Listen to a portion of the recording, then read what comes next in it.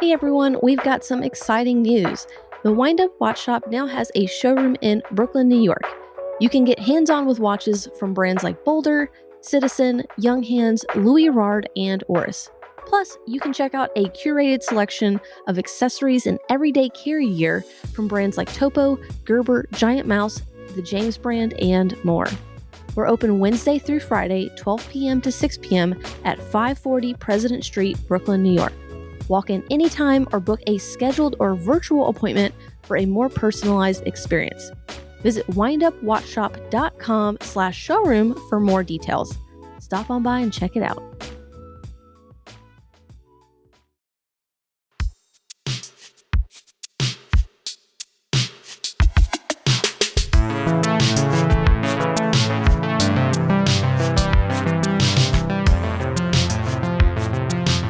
Hello and welcome to the Worn & Wound podcast. My name is Zach Kazan. I'm the managing editor at Worn & Wound. I'm joined today by Kat Shoulders. Kat, how's it going? I'm doing great. Glad to be here. Hey, glad to have you, as always. We have, I think, a fun episode today. We haven't done this in a while. This is just an old-fashioned new release roundup. It is early February as we sit here and record this, and we've had like a full round of new watch releases for a couple of different, like, distinct occasions. And I think that maybe we can start seeing, like, reading the tea leaves and seeing like what this year might have in store potentially. Maybe. I don't know. Maybe These are a bit all over the place, so who knows? Yeah. It's really hard to know. We're only a month in.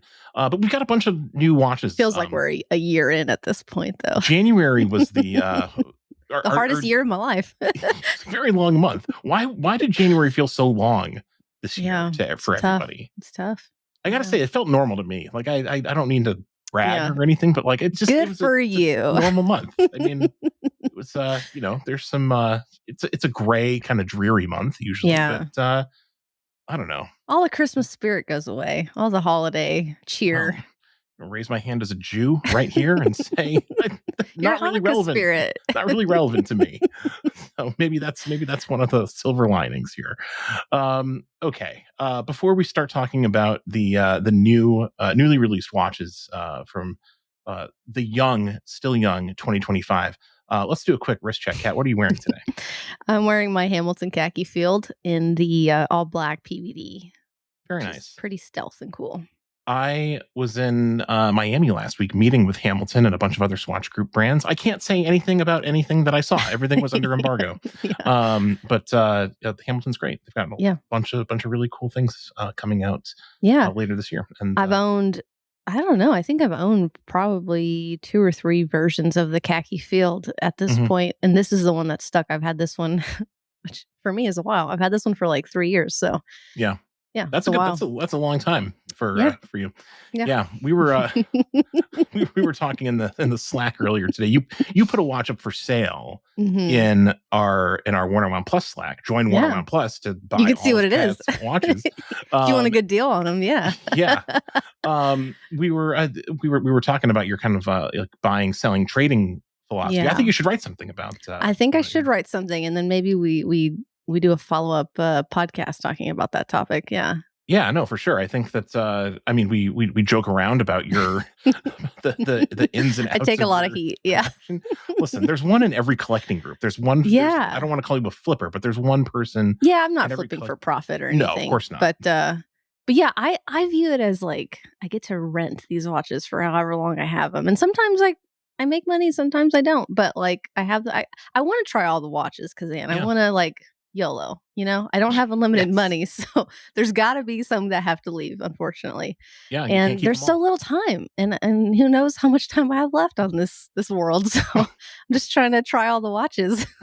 getting very philosophical here after the long month of January. It kind of forced us into thinking about these things. Yeah, what are you wearing today? I'm wearing my Christopher Ward Belcanto. So I love this watch. I put it on a strap habit rubber strap, and because I just wanted to kind of like get a sense of what it would like look like and feel like on a rubber strap. And I have to say, it's great. It kind of like changes the whole vibe of the watch for me. And there's nothing wrong with the titanium bracelet that Christopher Ward makes for the bel canto, but I gotta say, like, I really like wearing it. It's just been a couple of days, but I really like wearing it on this rubber strap. It just kind of like it makes me think of like a lot of the kind of like higher end haute horology pieces that I like from like MB&F and Urwerk, and like, these watches often come on like rubber straps. Yeah, like a cool rubber can strap. be Yeah, worn very casually, and it just makes it like feel sportier. And I don't know. I feel like I got a good color combination with like a gray yeah, strap and this blue dial. So yeah. I like yeah, it. really enjoying it. You posted a picture on Instagram of it, maybe today, maybe yesterday, I can't remember, but, I honestly forgot you had that watch. I was like, "Oh, new watch alert. Oh, no, he's actually had that one for a while, I forgot." Yeah, yeah, I picked it up in October at the Wind Up Watch Fair, Yeah. and I wear it more often than I post it. I don't I'm not in the habit of like posting like a wrist shot or a photo like every day of like every watch Yeah. that I wear. So I mean that's a little peek behind the curtain. But my Instagram does not necessarily reflect the watches that I'm wearing all the time. Sometimes it does, but not all the time. I Yeah. get some secrets, You got when some it comes to secrets. what I'm actually wearing. So, gotta, yeah, listen. Gotta keep the mysterious vibe going. Exactly. No one gets the full story. It's I um love it. all right, Kat, you ready to talk about I some am. new watch releases? I thought we'd Yeah. start maybe with a couple of new watch releases that have been announced for British Watchmakers Day. So British Watchmakers Day, as we speak, is about a little more than a month away. I'll be going to British Watchmakers Day. Really excited. Devin Pennypacker and I will be hauling off to London to cover British Watchmakers Day, and I'm very excited. I've never been to British Watchmakers Day before. Zach Yeah. Weiss and Blake Mallon went last year, so um, this event is really focused around limited editions. Brands are really encouraged to create and sell limited editions at the show. Yeah. The money raised from these sales typically goes right back into the British Watch and Clockmakers Alliance, which of course is the main sponsor of the British Watchmakers Day event. So I just want to call out a couple of new releases. Both involve Fears, one of your favorite brands. There's the Yep. Fears Edwardian Jump Hour, and also the Studio Underdog X Fears Gimlet, which we had in the office, and Yeah. I didn't have a chance to see it. Me Um, neither. Maybe it's still there. I don't know if it's gone back, but Maybe. we're both in the office starting tomorrow, so Yeah. this lots of Don't ship it lots off, Garrett. yeah, don't send it yet. But I thought both of these watches were very cool. Do you have Yeah. a favorite between the two, or what are your like, kind of overall thoughts here? Yeah, I mean, I'm a huge fan of the jump hour. Folks that listen know that I'm in the process of making my own custom jump hours. So, and I think this one's beautiful. It's so classic. It's so fierce when you look at it. But no, I love the Studio Underdog. I think that it probably is my fave of the two, and I'm very biased because I'm very close to Nicholas, and I've been a huge fan of this brand. I'm on my way to owning like 4 Fears watches now. But I love the concept. I think it's perfect for the two of them. Obviously, Studio Underdog has done a lot with I would say foods and watermelons and drinks and passion fruits and all these things. And it's just kind of right up their alley doing this watch on the gimlet, which is a nice drink that I know is a favorite of Nicholas's, who honestly turned me on to ordering gimlets, and I order them all the time now. And when I saw this, I was like, oh man, this is such a great opportunity. But there's a Yeah, great story behind it, and obviously he's brought Richard onto his gimlet journey now, and so this is just such a cool watch and a collab. And the dial is very Studio Underdog, and then you have your classic Brunswick case from Fears, and they both have their title on the dial there. And yeah, it's a cool watch. It's got great loom. I mean, yeah, I know Garrett shot a really really cool loom shot of it. If you want to check it out, we'll maybe put a link in the show notes to the yeah. article. But yeah, super fun watch. Yeah, What are your full loom thoughts? dial, very cool thing. It was very funny when the watch was launched. Nicholas on his Instagram account posted all of the photos of gimlets that he had been sending um, to um, to Richard at Studio Underdog over the course of years. Apparently, Yeah. after it turned him on to the drink. So there's like a real, it's like kind of like an inside joke come to life in a Mhm. watch, which I just think is like a really fun idea. yeah, very, very, very cool concept. Really fun to see those two brands collaborating, because I think that they represent like different things in modern kind of in like the modern indie micro brand space in the UK right now. They both have like very very, very supportive bases of collectors, kind of like Yeah. at the core of those brands. So it's really fun to see them team up. And there's a limited number of those watches available, and I'm sure they'll go quickly. And it's not terribly expensive. It's priced like a studio underdog as It opposed is, to yeah, which the is kind of the fears, which cool is thing about it, yeah. I mean, I initially thought that was like a misprint. Like in I the almost press, did it was too. I actually did a double take. yeah. So yeah, hopefully that watch, does really well at British Watchmakers Day. The other kind of Fears solo release, which we mentioned, is the Fears Edwardian Jump Hour, which is has a silver case, and is just really at the opposite end of the spectrum, Yeah. when it comes to kind of like what a Fears watch can be, when compared to the collaboration with Studio Underdog. This one's like very formal, both in Mhm. the like the aesthetic of the watch itself and the materials that are used. I believe it Yeah. has an enamel dial, a very kind of like ornate typeface is used. Yeah. Another really cool piece. Yeah. Yeah. 2 winners there. Yeah. There was also, I don't know if you saw it, a new Bowcroft watch made in collaboration with a British artist who goes by the name of Penfold, who I'm not familiar with, but the watch is very Yeah. cool. It just has like a Yeah. really like kind of cool graphic dial, very colorful. Yeah. And Bowcroft is another brand that I think is kind of like on the rise. We had one of their watches in for review. Garrett wrote about that watch and photographed Mhm. it. And I know just from chatting with him, he was really taken by it and very impressed with it. Did you have a chance to take a look at that I watch, did, Kat? yeah. I think it's really cool. I will admit I'm not a like, I don't know a lot about the brand, but, or the artist that worked on this watch, but I think it's, like, really neat and very interesting looking and kind of a statement piece, like a watch that you would wear that people would ask you about. Hmm. I do have to say though, the colors of the shapes are, that are on this dial, at first glance, like, it did give me sort of, like, 90s nostalgic, like, Taco Bell cup vibes, like, it's Yeah, that, like, and this is not, like, a diss at all because I love those colors, same, and I miss the old days of the Taco Bells that same. when we were childs or when we were children, I mean, and, this it just immediately reminded me of that, and I think it's a really cool color combination, but take a look at it. Let me know if you're seeing that Taco Bell, like, old cup vibe with little squiggly lines. Obviously not the same shapes, but definitely seeing those colors here, and I really dig it. Yeah, there's something kinda, it has, like, this color blocking sort of, like, Yeah. element to it. Very bold, very cool design. I'm looking forward to seeing that piece, in person, hopefully, at British Watchmakers Day. There's a bunch of other British Watchmakers Day limited editions, that we've gotten wind of. Some of them will make it to the website. We'll be obviously reporting on all of them once Devin and I are there. Yeah. I actually just got a press release for another one that I'm gonna write up for early next week, probably from a brand called Appiar, Mm. which uses like their thing is they use like recycled um, materials. They have a really interesting kind of concept behind their brand, and the watch that they're releasing at British Watchmakers Day is very, very cool. So more on that to come.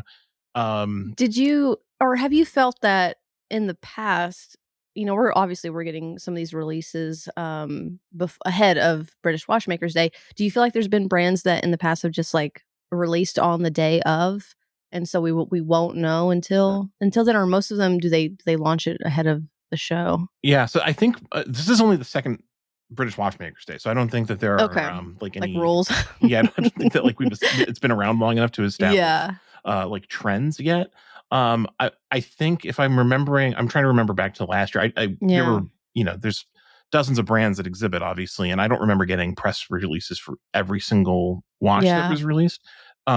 I just might not be on the right mailing list for some of them. Maybe Yeah. brands are trying to get the word out. Send me information though on your British Watchmakers Day releases if you're a Yeah. brand. I'd love to take a look and just kind of get it. Even if we don't write about it for the site, just to get a sense of what Yeah. what to expect when we're there. But I think it's probably like a little bit of a mix. I think some brands probably want to have a bit of a surprise, and some brands are interested in getting the word out ahead of time. Yeah. Yeah, but I mean, I'm happy to be surprised too. Like I Yeah. can like it's kind of like part of the fun of discovery of these shows, and we see it. That's part of the fun of wind up too. Is kind of like Hmm. not knowing exactly what you're going to see. When Yeah. you step up to a brand's table and start poking around. So, Yeah. Or um, watches and wonders too. Yeah. yeah, no, absolutely. Yeah, no, very much looking forward to British Watchmakers Day. It'll be really fun to be there and see all the cool new stuff and to connect with those brands. So many Yeah. cool British brands right now. It's really Yeah. I kind of hope you a have fun. nice moment. Me too. Um, so the other kind of like event that new releases have kind of revolved around earlier in the year is LVMH Watch Week. So this occurs every year in January, and it's kind of like the real kickoff of like new release season unofficially. So we got a number of new releases from the usual LVMH brands, of course. I'm curious, Kat, to hear your thoughts on some of the watches that we covered, and we're going to see the new Zenith releases as we speak. We'll see them this week. Like I said, we're Yeah. both heading to New York, and we're going to be able to take a look at those Zenith pieces. So maybe we'll withhold conversation on that until after we see them. But um, I thought we'd start with TAG Heuer. They had a number of releases kind of based around um, the Carrera, which is not Hmm. surprising because they've been kind of like really pushing the Carrera, the glass box Carreras for the last few years. We now have purple Carreras. Purple. Yeah, purple, the color of the moment, both a Yeah. tourbillon and just a regular chronograph. Any thoughts on these? New purple Carreras. It sounded like you were just like, and just a regular chronograph. Well, I It's mean, kind of hard it's to kind of hard to stand up next to the tourbillon. I No, guess, that's just yeah. funny. My thoughts. I love it. I look. I am all here for purple watches too. Just to say, I hope that this is a trend that we do see. It's hard to kind of predict, but we've seen some very colorful dials already, and I am ready for purple. I feel like I need a purple watch, and so yeah, I hope that this is something we see more of. I think these are great. I'm a huge fan of the glass box Carreras. It's a watch that I come back to a lot, just even in my own personal collection. I loved the black dial with the sort of silver subdials that they did, I think last year, or maybe it was the year before. But I think these are really good looking watches. They tend to fit a lot of people well. I know Zach has like and his wrist in the photos, he's like 7.25 inch wrist, and they Mhm. look great on his wrist. Personally, I think that the color, I think it's kind of a sunburst finish. I don't know what you Yeah. would call it, but It's like a it just, degradé finish, yeah, like, yeah. looks good in all different sorts of lights. I can tell he shot this in the studio, and then some look like there was natural light, and the dial just looks wildly different. I think they're beautiful. I'm a fan.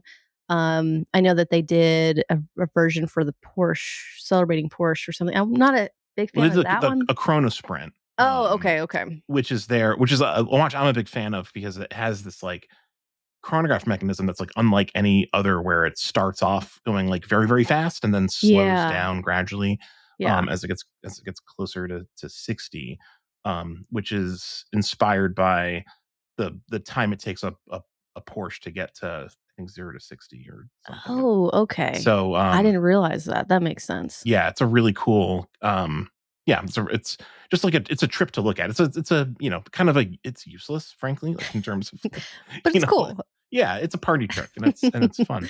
So I wanted to ask you about the Carrera, the glass Yeah, box yeah. Carreras.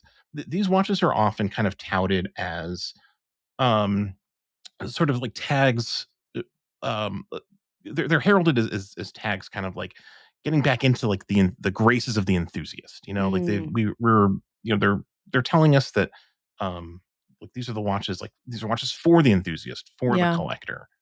Do you know anyone who has one? Because I don't know anyone who's actually like I one of yeah, these. so I mean, from Instagram, I know a few people that have them. Some Bull Salmon, he has one, and was there Watch Girl Life, Trish in Australia, she also has one of these. But besides, like, I don't know anyone personally. I just know like a couple of like Yeah. Instagram folks that do own these. I think they're good looking, but yeah, I guess I haven't seen them a ton in like the watch community. at least my collector community. Yeah, me neither. I just thought Yeah. I mean, I just wanted to ask the question because I feel like That's a good point, yeah. it's we've been told now for I think 3 years, about Yeah. the way this watch has kind of like penetrated the the enthusiast community, and I think like enthusiasts really do love them. Like, Mhm. But are they actually, like, when spending their we money on them? Yeah. yeah, but it's like it just shows you like maybe there's a difference between like liking a watch when you see a story about it on a Mhm. website like ours or when you see it on social media and then actually buying it. Um Yeah, that's true. That's really and true. that kind of brings me to the next tag that I wanted to talk about, which is the tag Formula One, which is I think a watch that maybe not in the enthusiast world, but that watch is going to be bought by a lot of people. So Yeah. the Tag Yeah. announced a new version of the Formula One with an automatic movement. This coincides with their new sponsorship of the F1 circuit. This year, they're the official timekeeper once again, taking over the position that Rolex had for many years.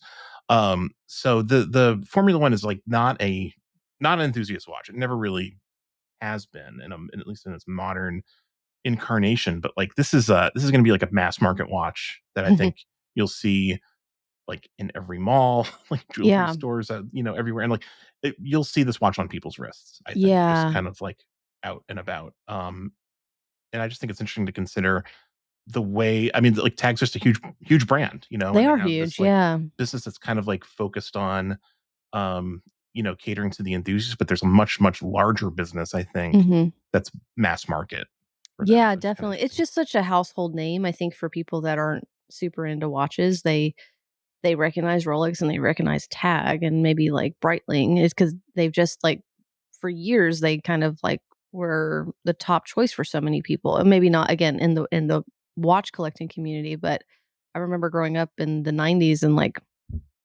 my dad's friends had tags on and they were Hmm. like this. I remember those like, looking at this Formula One, it was like these bright colors and the reds and the blues and the yellows, and they were the racing watches. And I think for a lot of people, like they're just attracted to that, and there's nothing wrong with it. I think they're good looking if you like that aesthetic and if you are really into racing. Like these are really cool watches. I just don't think, yeah, these are definitely not, I think, popular within the community as much, but it doesn't mean like these will sell like crazy. Whereas the Carreras, I don't know how well they do with either community, whether it's like the general public or even like the watch collector community.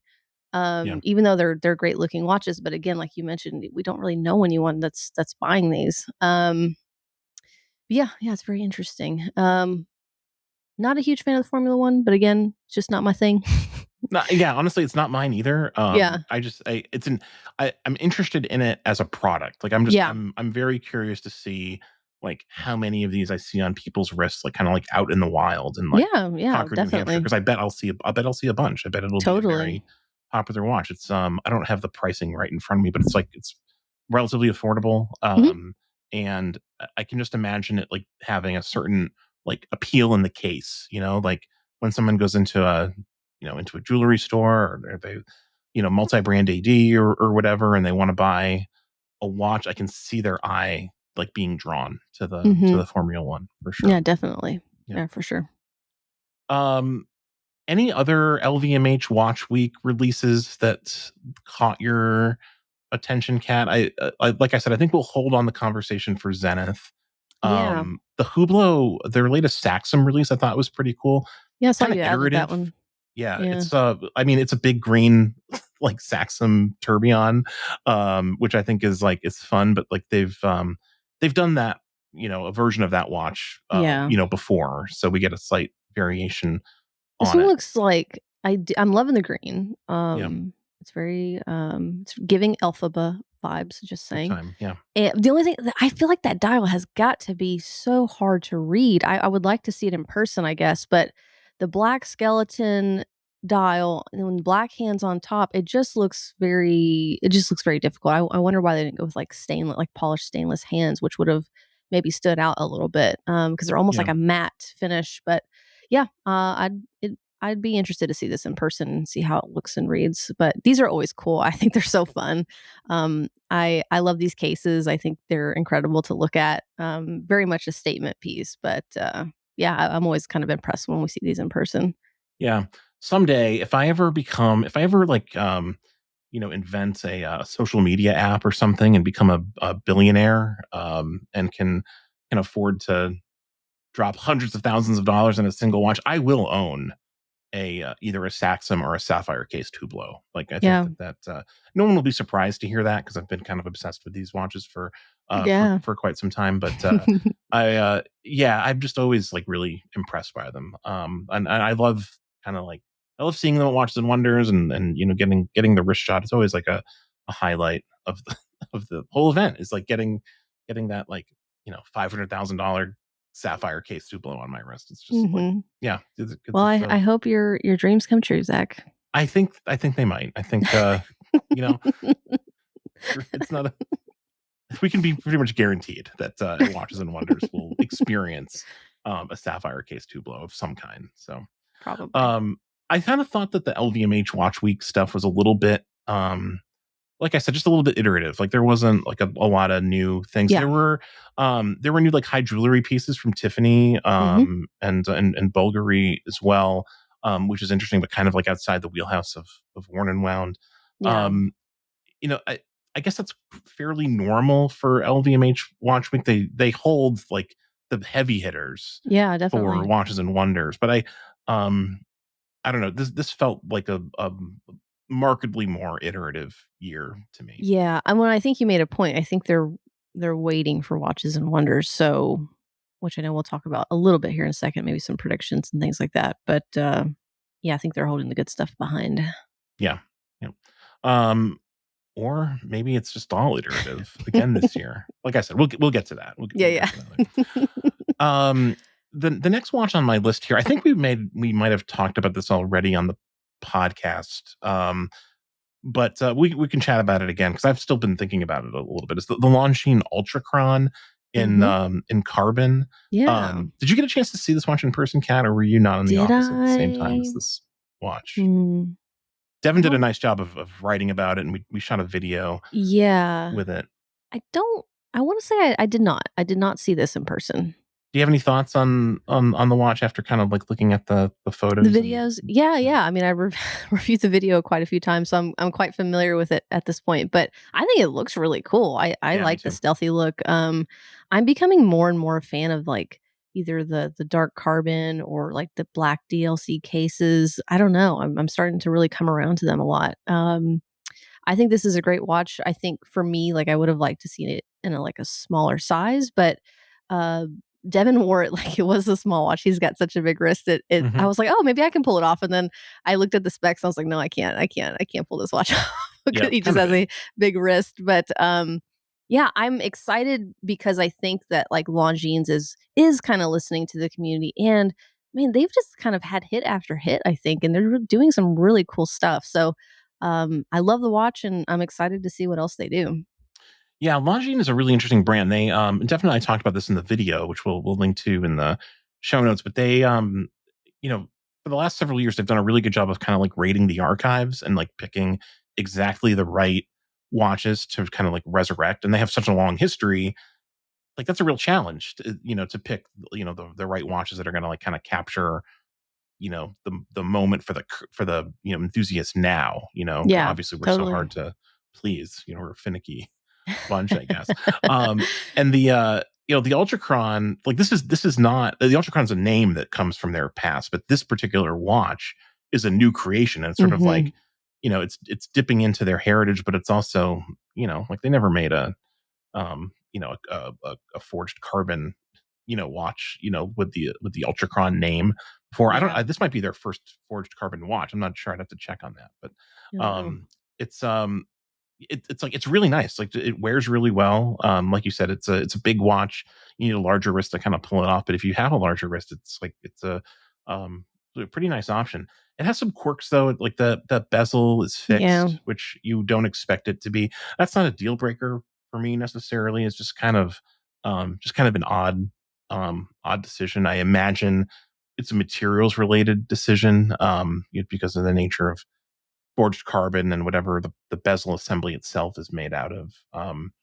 But yeah, I hope that they continue to kind of like experiment with what an ultrachron can be, because that line has a really interesting history for Longines when it comes to um, timekeeping, and it'd be cool if they did something with like a new movement at some point, like down the road. And this isn't a relatively new movement, but something that's like a real dramatic advancement Hmm. in chronometry would be cool to see in the ultrachron line at some point.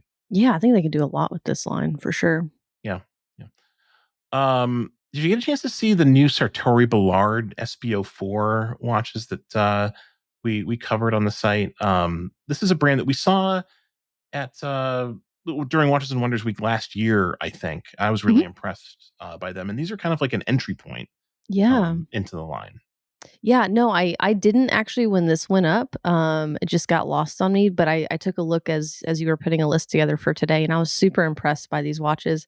I do remember when we met with them last year, just I mean, they had a lot of watches they were showing us, and every watch I grabbed to photograph, I was like, "Oh wow, this is really cool." And then the next one was like, "Oh my gosh, this one's even better." And it was just like one after the other. There was like no watch that I didn't like, and they're so creative, and everything feels so different and fresh. And I am excited to see where this brand goes for sure, and I think they offer a lot of bang for the buck and just a really, really unique designs. It's cool to see too. I think they mentioned this last year when we were with them, but they're working with Deluxe on their straps, and you can see it in Yep. some of their press photos too, which is pretty neat as well. What were your thoughts on this watch I or think they're pretty these watches? compelling. I think that like they're two. One has a dial that features a ruby. They describe it um, as a genuine ruby sourced from a responsibly harvested boulder in Tanzania, Africa, and it's this like It's brilliant crazy. red ruby at the center of the dial, with kind of the sort of like standard Sartori Biard sort of like hour minute track motif, around the outside. And the Yeah, other has a tantalum, hand engraved like center section, yeah, which is just really cool. It's just very cool to see like tantalum being used in a watch that's like relatively affordable. These watches are, um, I think they're like coming under. Yeah, the hand engraved tantalum is 3,600, and that's crazy. the ruby platinum, which also features like platinum accents, is 4,800. So, um, I think that's a Yeah, lot of like bang for your buck when you just absolutely. factor in the materials there. The one question I have with Sartori Biard and like the direction they're taking is, they've always been known as a custom watch brand. Like you kind of like Hmm. design the watch, yourself, with the brand, and you come up with like a unique piece. So I kind of hope that they're not like moving towards a more kind of like ready made, Mm, model. Obviously that could be a part of their business and yeah, not impact the custom the custom side. But I think like the charm of the brand is really in being able to like design something unique, for yeah, yourself. yeah. So I just hope that doesn't That's a good they point. don't lose that. Yeah, I think that yeah, I mean, I think this might be a good way to kinda help sustain themselves if they have something that's kind of I mean, this doesn't seem very easy to produce. I'll say I don't know how many pieces they're doing of this. 150, or the Ruby one is limited to 150, and then the other one's Yeah, standard production, which is cool. But I mean, 150 pieces is a lot, especially for like a Ruby dial. Like I feel like those would be harder to source, maybe not. But yeah. Where's this boulder? Like, let's like, can we? yeah, let me Yeah, at it. I'm always bummed because like my birthstone is garnet, and I feel like there's like obviously like ruby's a big color and stone for a lot of people, but no one ever covers garnet. Can What is someone just do a garnet? wa I don't even it's know. it's like a deep, like, very dark red, where Oh, ruby okay. is more of a bright red, but yeah, no one ever does anything on garnet. I always remember being disappointed as a teenager, but, I don't know, maybe I need to go to them and have a custom watch with a garnet inside. The I mean, there you dial. go. I think that's like, That's my piece right there. yeah, custom garnet watch is it used in jewelry? Like, I'm not It is, even. yeah, Okay, it's used in jewelry. It's not very popular because it's just such a kind of a dark red. gotcha. Yeah. Yeah, red's tough. I mean, red's a notoriously difficult color to wear on a watch. Like I've had a Mhm. couple of red dialed watches, they never last in my Really? collection because as much as I sort of like the idea of a red watch, I find it like pretty tough to wear. And that's, coming from someone who like is on the record as saying like I just don't care. Like I'm happy to clash, but yeah, red's tough. It's hard to pull Hard to off. get right, yeah. Yeah. I do wish I still had my red dial vintage Zenith Defy though. That was a cool Mm, watch. yeah. Yeah. Oh well, it's gone. Bye No, forever. never to be returned. Resurrected. Yeah. Oh well. Things happen. What can I say? Mistakes Yeah, were made. yeah, Um, yeah. So Tory Ballard is I mean, they're one of those like cool kind of like independent brands that I think is like doing just like really interesting things. Like they make yeah, watches like like these that are in the $3,000 to $4,000 range, and they make tourbillons that are yeah, like many times more expensive. And yeah, really ambitious brand that we're keeping an eye on. yeah. Um, the next watch on my list is one of the most talked about watches of the year so far that I don't know that we've talked about yet, Kat, and that's the Vacheron Constantin 222 Mm. in stainless steel with a blue dial. I felt like we might have covered it a little in a podcast, but we certainly didn't spend a lot of time talking about it, I don't think. Yeah. What are your so it's been out for, or we've been living with it, for at least a couple of weeks here, a month or so. It's been Feels like a year. yeah, January, hell of a month. Yeah. What are your thoughts on the 222?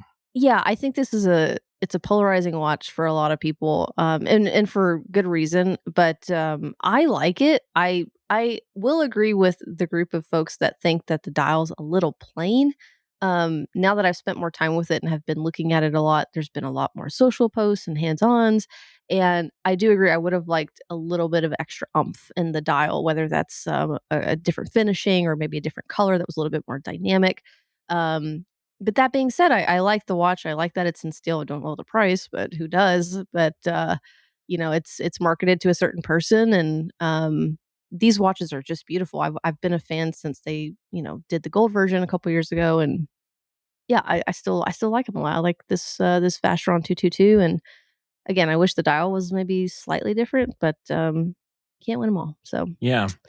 I'm interested to see how the 222 kind of exists next to the overseas in the hmm Vacheron collection because they're both very difficult to get. My understanding is the overseas is still a pretty tough watch to get.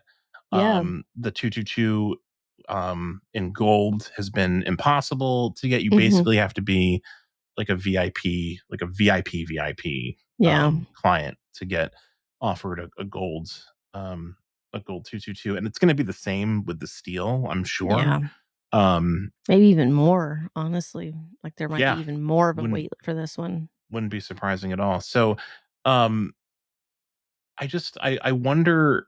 I think Vacheron runs the risk of kind of like diluting what the 222 is if they keep iterating on it. Mhm. If they did one of these every year or every other year, and it's just like allocation piece after allocation piece after allocation Yeah. piece, eventually they're going to reach a point in theory anyway where like there's just too many of them, and then they've like they'll have to watch production, I guess, is what Yeah. I'm saying with the 222. I imagine that they're conscious of wanting to keep it really, really limited.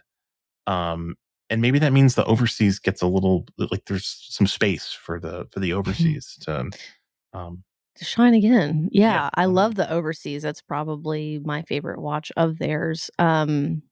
But this is cool too, and maybe it's just about spreading that, desirability a little bit between a couple different models. I don't know. yeah. This watch has a retail price of $32,000. Yeah, smart. It's a stainless steel watch 3 with a hand. movement that Mhm. is like a couple generations old Yeah. at this point. And I feel like this is also like a lot of the conversation around this watch um has been the price. Yeah, Because it's yeah, kind of like one of these watches that is sort of like a poster. It's become a poster child of like the watches are too expensive rallying cry that we've been hearing and talking about now for for a very long time. And it's Yeah. just getting louder and louder. So I don't think that'll actually have any impact on sales. Like every 222 in steel that they make will be sold, Yeah. probably at full retail price, I would imagine. But it does kind of start to leave a bad taste in your mouth when you see a brand um, just like ask so much for a watch that Yeah. um, it doesn't really offer anything new. Hmm. It's a stainless steel integrated bracelet sports watch again with a movement that is, you know, not like special within the within the parameters of the larger Vacheron catalog. So Yeah, I agree. It's yeah. it's hard not to look at the other options that are available for much less and actually available Hmm. to buy because I don't feel like this stands out enough to warrant choosing this with the price point it's at over something else that's a Right. little cheaper or more affordable. Yeah. Um, yeah, it doesn't stand out in my mind. The gold one does. Don't get me wrong. I feel like the gold is like something special. I really like that version. This one's like, yeah, I could easily go a different direction for Yeah. sure. My next question was like, given the choice, would you go for the gold or the steel? Obviously, it's the gold, Gold. right? Gold Yeah. all the way. Yeah. Yeah. I think like the magic of that gold one is that the dial is gold too. Like it's just like Yeah. full gold. It's all Yeah. gold. It's sort of reminiscent of like the gold on gold Rolex day dates, of Yeah. the past in obviously like a very different sort of context. Um, yeah, like that watch, like you said, is special and um it still feels special. I think it felt maybe a little bit more special before they released the steel one. Like it would have been cool if like that was the only one that they did. I'm just a little nervous that like the 222 is going to become like a whole thing, like a whole collection, Well, which I is think it's gonna become like this. The people that get it just get it because it's hard to get, and it's not a really watch that is desirable, so therefore they don't put a ton of effort into the iterations that they'll continue to do. Mhm. I feel like they didn't do much with this other than, like, put it in steel, and they stuck a blue dial that's very plain Jane in my opinion. Yep. Even though I do like it, I think aesthetically it is a beautiful watch, but, like, they didn't do a whole lot with it, and they Yeah. didn't it feels like they didn't really try. And yeah, I hope to not see them go in that direction where they're just like, "Yeah, we'll put a new dial color here and call it a day." Right. But we'll see. We will. We'll see potentially very soon. And Watches and Wonders. Look at how I did that transition into the next Wow. next topic. Wow. Getting good at this. Um, do you think, Kath, that there are any that we can make any Watches and Wonders predictions based on what we've seen so far this year, or is it still just kind of like who knows what we might get? I I What does mean, your it's gut tell you? my gut. Okay, well, it's kinda not fair because we have been given sort of an inside look on a very limited number of brands, I'll say, of what's to come, and I'm sensing that this will be a big year. I know last year was disappointing to many people. They felt like it was a slower year. I do not think that's gonna happen this year. Based on what I've seen, stuff's pretty good and exciting and, like, refreshing, and so, yeah, I'm hoping that that's what happens and we're all surprised at how good of a year we have and the releases that we'll see. Might be a little hopeful thinking, but I don't know. That's what I'm gonna go with. I'm manifesting it, you know? I Okay. really am. I certainly hope you're right. I've seen a couple of sort of like people in the watch community and on Instagram and elsewhere discuss how it seems like some of the luxury groups might be an LVMH, is a perfect example just based on some of the watches we saw at LVMH Watch Week. They might be leaning into like the higher end Mhm. stuff because that's where like the big margins Yeah. are, and trying to kind of like make their money on those sorts of watches, sort of like the unobtainable, kind of stuff, the very high end stuff.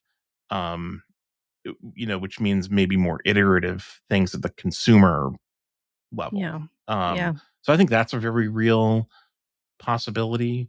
Um, I think that like it wouldn't be hard, at least in terms of like the perception of how we, sort of like viewed last year to improve on last year. 'Cause I Yeah. think a lot of people just, came out of Watches and Wonders.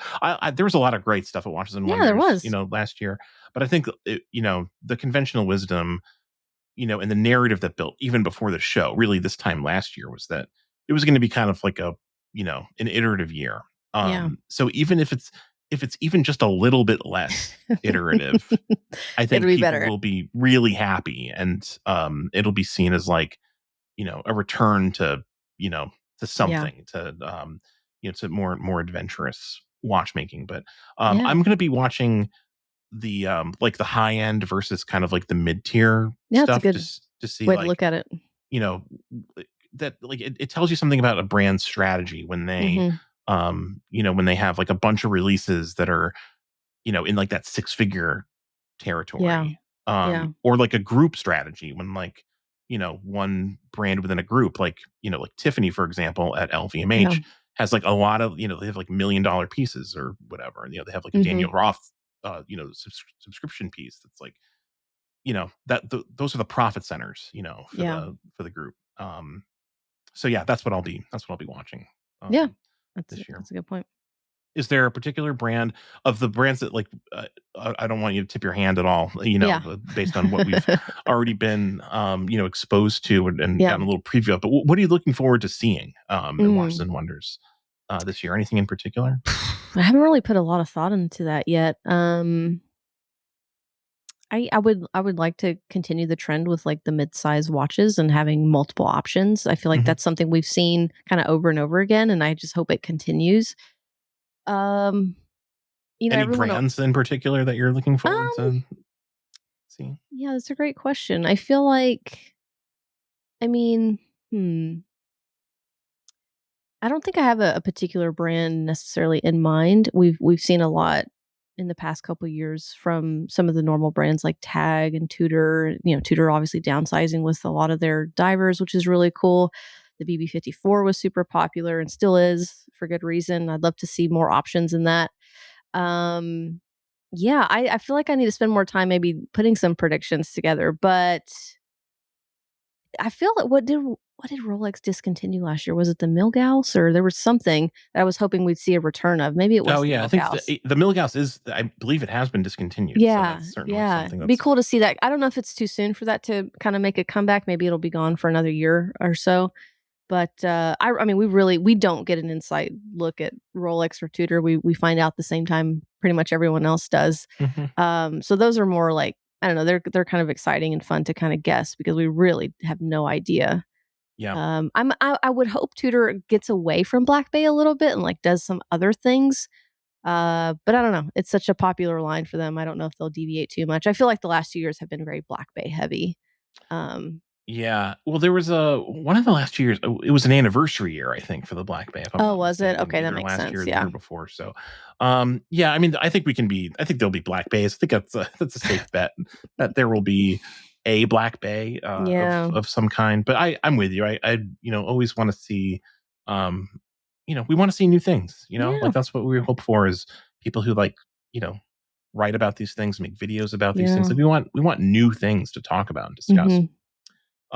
But that's not always like what the brand feels like they need to do to, Yeah, to survive in, an industry that is, really kind of like I feel like we're at like a transition period, at this point. Like there's a lot of yeah. uncertainty in the, the global economy, and, Yeah, that's a good point. so, Who so knows where we go? yeah, it's, I don't know. I feel like there might be some like risk aversion like left over Yeah, from last year that seeps into this year. So we'll definitely. see. I don't like making predictions. I feel like it's a fool's errand to to wish cast for anything, Yeah. at these I things. mean, there's nothing that I'm, like, personally hoping for as far as, like, something I would potentially go buy right now, so Yeah, maybe I just don't have the desire to kind of cook up something in my head that I'd like to see, but yeah, yeah, trying to save those pennies. yeah. No, I'm with you. I'm not in the. It's not a shopping trip. Usually. So Usually. yeah. Well, it's coming right up. I mean, Yeah. it's scarily close. Our calendars are filling in at Yep, a rapid pace. So, it'll definitely. be a busy week for sure. Yeah. Any other new releases that I forgot, Kat? I think we I covered a I bunch of don't think stuff. you covered that Ming that we had on the Oh list. yeah, the uni. So the uni Yeah. is a new version of their, the bluefin, I think it was called, Mhm. the diver that came out last Yeah. year and won the GPHG. prize for best sports watch, I believe.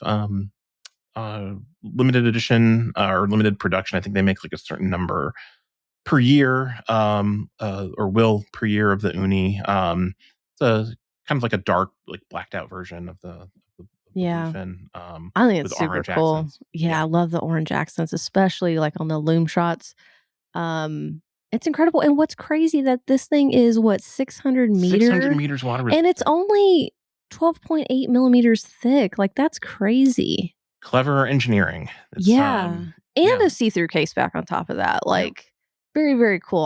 I love this watch. It looks like it's is it? Yeah, they're sold out currently, which makes sense because it's just a cool watch. But yeah, I love this. It's funny just being called the uni and just their inspiration there from the sea urchin. I hate uni, like when you like ordering sushi and stuff. I've tried it multiple times. Friends that have tried to get me to love it, and I don't. Like I think it's disgusting. No, It's like a I think texture it's thing pretty for good. me. Yeah. Yeah, I'm not a fan. Not a fan, but I am a fan of this Ming watch though. I like the Ming uni. I'm Yeah, here for it. it's very nice. Yeah. Yeah, Ming's doing a lot of cool stuff. They were, I think I mentioned it on the podcast and I wrote about it, but they were one of my favorite meetings at Geneva Watch Days last year, and they'll be at Time to Watches this year, Yeah.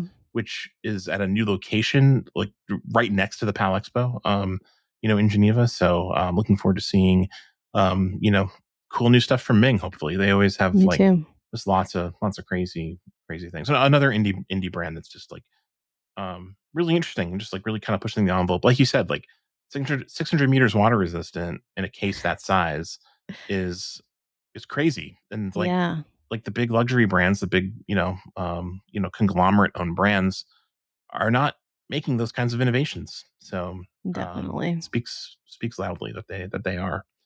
Um all right, Kat, it's time for cultural recommendations. My Oh, favorite yeah. new feature of this podcast. People, Cat, are stopping me on the street, talking to me about What? Landman. They Oh my love gosh. they love that we are giving them things to watch during the month of Yeah. January and now February when like you really Yeah. need a distraction. Yeah.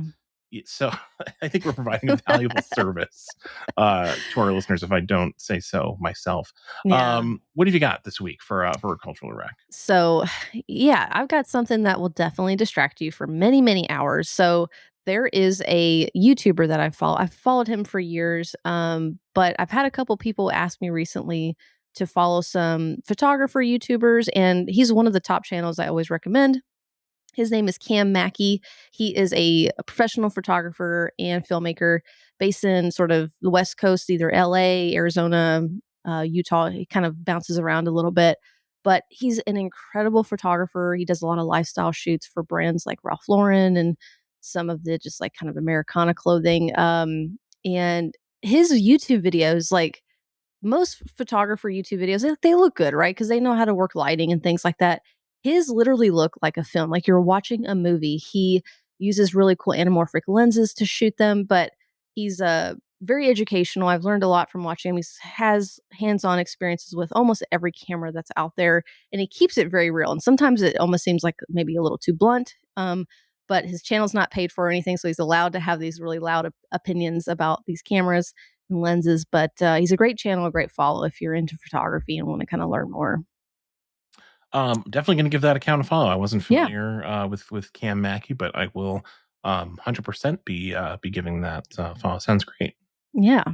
Yeah. So what about you? What's your recommendation this week? So I got another streaming TV show to recommend. Another one kind of similar to Landman that I'm coming to a little bit late Okay. in the game. People are already watching this and enjoying it, so this is not like breaking news or anything. But The Pit on Max, Mm, new medical drama. I think it's in its like fifth or sixth week at this point.